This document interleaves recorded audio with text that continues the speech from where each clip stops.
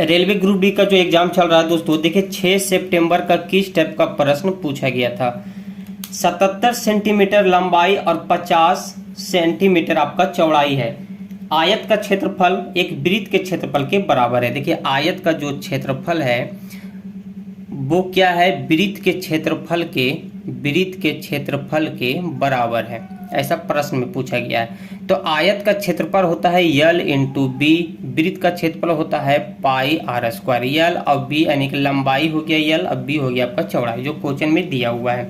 तो हम यल बराबर रख देते हैं 77, बी आपका चौड़ाई है 50, पाई का मान होता है 22/7, ये हो जाएगा आर स्क्वायर। यहाँ पे त्रिज्या आपका यहाँ से निकल जाएगा। और आगे प्रश्न में पूछा गया है कि वृत्त का परिमाप आपको बताना है। ठीक है, ये पूरा टर्म को हम इस तरफ लाएंगे तो आर स्क्वायर बराबर हो जाएगा 77 गुना 50/22 इंटू 7, ऊपर चला जाएगा। 11 से काटते हैं 7 बार में, ये 2 बार में, ये 2 से आपका 50 25 बार में कट जाएगा। आर स्क्वायर है तो हम स्क्वायर हटाएंगे तो इस तरफ रूट चढ़ जाएगा, यानी कि 7 इंटू 7 इंटू ये 25 हो जाएगा।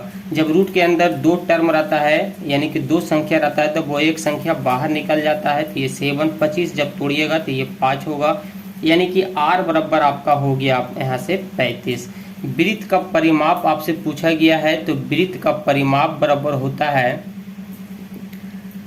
2 पाई आर होता है। ठीक है, तो ये हो जाएगा 2 इंटू 22/7, आर यहाँ से 35 निकल के आया है। 7 से आप काटिएगा तो ये 5 बार में कट जाता है, ये 5 से गुना कीजिएगा 2 में तो ये 10 हो जाता है, यानी कि टोटल गुना करने पे 220 इसका आंसर हो जाएगा। 7,500 रुपया की राशि साधारण ब्याज की दर से 7 वर्ष में 9,250 हो जाती है, तो ब्याज की दर आपसे पूछा गया है, आर आपको निकालना है। देखिए 9,250 में आप 750 घटाइएगा तो आपका साधारण ब्याज निकल के आ जाएगा। ठीक है, साधारण ब्याज आपका यहाँ से निकल जाएगा। तो ये 9,250 में 7,500 घटाइएगा तो ये आपका निकल के आएगा 1750। ठीक है, 1750 निकल के आया। और एस आई बराबर क्या होता है, एस आई यानी कि साधारण ब्याज बराबर PRT बटा 100 होता है। एस आई यहाँ से निकल के आया 1750, पी आपका दिया हुआ है राशि यहाँ पे 7,500, आर आपका निकालना है, समय दिया हुआ है आपका 7 वर्ष, और ये 100 नीचे रह जाएगा, 00 से 00 खत्म हो जाएगा। आर को निकालना है ना, तो आपको क्या करना है 75 और 7 को इस तरफ ले आइए तो आर का मान निकल जाएगा, है ना। तो 1750 बटा 75 गुना 7, देखिए ये 25 से आपका कट रहा है ना, ये 25 से आपका 70 बार में कट जाएगा, ये 3 बार में कट जाएगा, 25 या 75 हो जाता है। 7 से देखिए एक बार आओ कट रहा है, ये 10 बार हो जाएगा, यानी कि 10/3 हो जाएगा। अब देखिए आपका ऑप्शन के अनुसार देखिए किस टाइप का मतलब ऑप्शन दिया हुआ है, पूर्णांक में, जैसे भागा दे दीजिएगा तो पूर्णांक में आ जाएगा। पी और क्यू किसी काम को 10 और 40 दिन में कर सकता है। देखिए पी नाम का व्यक्ति है, एक क्यू नाम का व्यक्ति है, ये 10 दिन में, ये 40 दिन में करता है। दोनों का एलसीएम निकालिएगा तो ये 40 हो जाएगा। 10 में 40 से भाग दीजिएगा तो कितना बार में कट जाएगा, 4 बार में। 40 से एक बार में कट जाता है। ठीक है, ये 4 और 1 क्या बता रहा है आपका, तो यूनिट बता रहा है। देखिए कैसे बता रहा है, ये 40 जो निकल के आया है ना, ये टोटल यूनिट है, यानी कि इतना यूनिट काम है। लेकिन पी क्या करता है कि एक दिन में 4 यूनिट काम करता है, और क्यू जो है एक दिन में मात्र 1 यूनिट काम करता है। तो आगे बोला गया है कि यदि वह एक एक दिन छोड़कर काम करता है, जैसे आज संडे है तो पी को काम पे हम लगा देते हैं, तो सोमवार को क्या होगा कि क्यू काम पे आ जाएगा, पी जो है रेस्ट में चल जाएगा। ठीक है, तो एक एक दिन काम करता है आराम कर करके, तो एक एक दिन छोड़कर काम करते हैं, और काम जो है पी शुरू करता है, पहले पी को ही लगाया जाता है काम पे, तो कुल कार्य कितने दिनों में समाप्त हो जाएगा। देखिए एक दिन की अगर हम बात करें तो एक दिन में पी जो है आपका 4 यूनिट काम करता है, क्योंकि इसका क्षमता एक दिन का तो 4 यूनिट है, यहाँ से हम निकाल के लाए तो ये 4 यूनिट काम कर देता है। और इसके बाद क्यू जब आता है तो एक दिन में ये मात्र 1 ही यूनिट काम करता है, क्योंकि इसका क्षमता ज़्यादा नहीं है। जोड़ने पे ये 2 दिन का काम हो जाएगा आपका 2 दिन में कितना काम हुआ, तो 5 यूनिट काम हुआ है। अगर हम इस 40 के करीब जाना चाहते हैं तो 8 से देखिए गुना कीजिए तो क्या हो जाएगा, 8 पचे 40, यानी कि 40 यूनिट आपका काम हो जाएगा। तो 8 आपको दोनों तरफ गुना कर देना है, ठीक है, इसको इक्वल भी कर सकते हैं आप। तो 8 दूनी क्या हो जाएगा, ये 16, यानी कि 16 दिन में आपका 40 यूनिट काम हो जाएगा। तो दिनों की संख्या हो जाएगा आपका 16, यही आंसर हो जाएगा। एक ट्रेन 72 किलोमीटर पर घंटा की चाल से किसी दूरी को 8 घंटे में तय करता है। देखिए दूरी बराबर क्या होता है, डिस्टेंस बराबर होता है चाल गुना समय। यहाँ पे चाल दिया हुआ है 72, समय दिया हुआ है 8 घंटा, ठीक है। तो ये कितना निकल के आ गया आपका, ये डिस्टेंस। इसे गुना करके हम टोटल नहीं करेंगे, ऐसा ही रहने देते हैं ताकि आगे काटने में सुविधा हो। तो अब आप पूछा गया है कि 6 घंटे में तय करने के लिए चाल कितनी होनी चाहिए। तो चाल बराबर क्या होता है, दूरी बटा समय। यहाँ पे दूरी कितना निकाल के लाए हम, 72 गुना 8, तो ये हो जाएगा 72 गुना 8, ये दूरी हो जाएगा। 6 घंटे में तय करना है तो 6 हो जाएगा। 6 से 72 काट दीजिए तो 12 छक 72 हो जाएगा, है ना। जब इसे गुना कीजिएगा तो कितना आ जाएगा आपका आंसर, 8 दूनी 16 और 8 है 1 9, 12 बरवटी 96 होता है। तो ये चाल हो जाएगा आपका इतना 96 किलोमीटर पर घंटा। इस टाइप का जब क्वेश्चन आपके एग्जाम में आएगा तो आपके लिए हम एक ट्रिक बता रहे हैं। जैसे ये पॉइंट है जो बीच में, इसका मतलब होता है गुना। यहाँ पे दिया हुआ है 10/8, है ना, 10/8 डिग्री। तो आपको क्या करना है, 90 डिग्री को बनाना है। जैसे 10/8 डिग्री है और यहाँ पे 10 डिग्री है। अगर हम 82 में 8 अगर जोड़ें तो क्या हो जाएगा, ये 90 डिग्री हो जाएगा, ठीक है। तो 90 डिग्री अगर जोड़ने पे आ जाएगा तो उसका मान आपको 1 रख लेना है। बीच में गुना है तो गुना कर देना। देखिए कहीं पे और 90 बन रहा है, तो 22 में 68 को अगर हम जोड़ते हैं तो यहाँ भी 90 हो जाता है, तो इसका मान भी 1 हो जाएगा, ठीक है। अब बच गया cot 60, तो इसका मान होता है 1/√3। तो ये हो जाएगा 1/√3, गुना कीजिएगा तो 1/√3 इसका आंसर हो जाएगा। बहुलक बराबर 24 माध्यिका बराबर 23.06 माध्य है, तो इसका मान आपको बताना है। तो इसका एक फार्मूला होता है, बहुलक बराबर होता है 3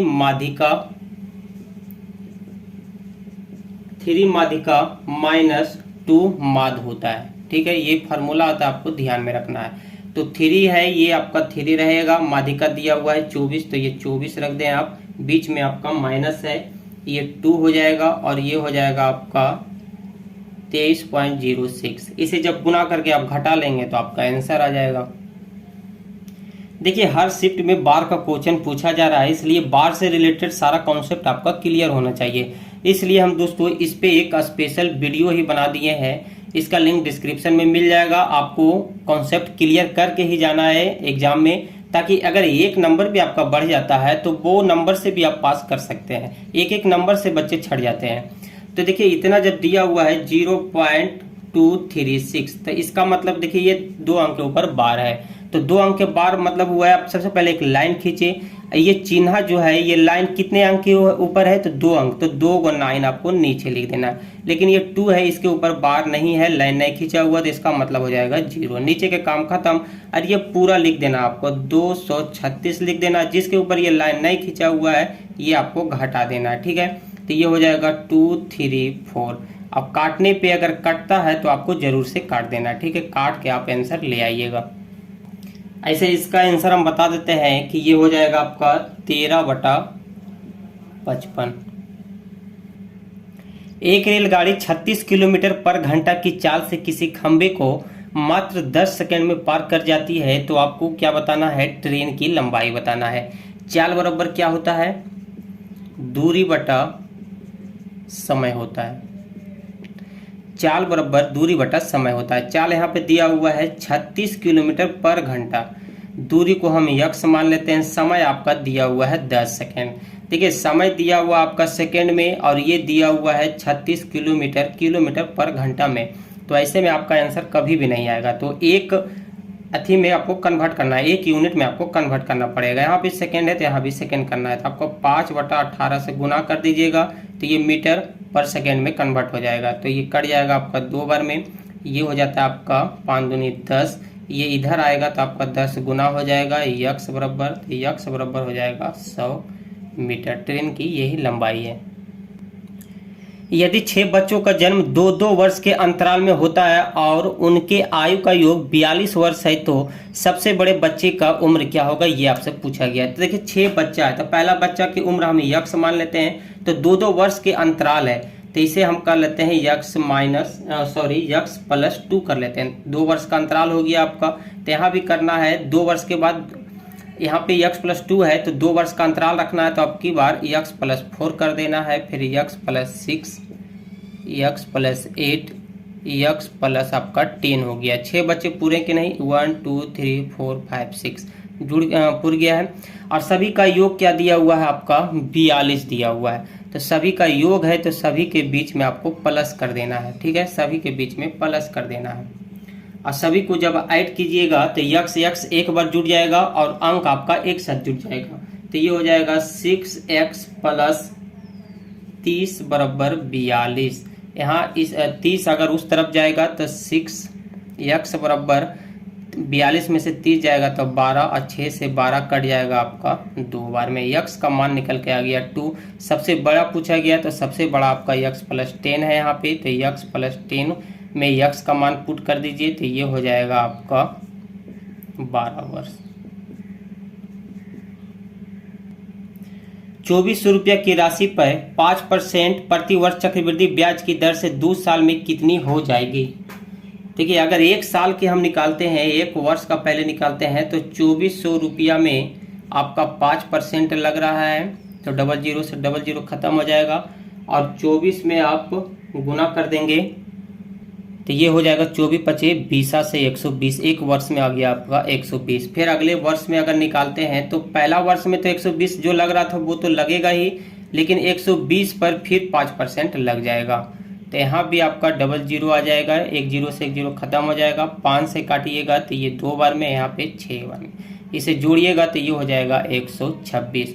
126 को 126 प्लस 120 कीजिएगा तो ये हो जाएगा आपका 6 4 ये 2, ये हो जाएगा 246। लेकिन 246 आपका ब्याज निकल के आया, लेकिन यहाँ पे बोल रहा है कि कितनी राशि हो जाएगी, तो आपको जो ये 2400 रुपया है, ये 2400 रुपया में 246 आपको ये ऐड करना पड़ेगा, तो ये राशि निकल के आ जाएगा। ठीक है, तो ये हो जाएगा 6 4 6 ये 2, यानी कि 2646 इसका आंसर हो जाएगा।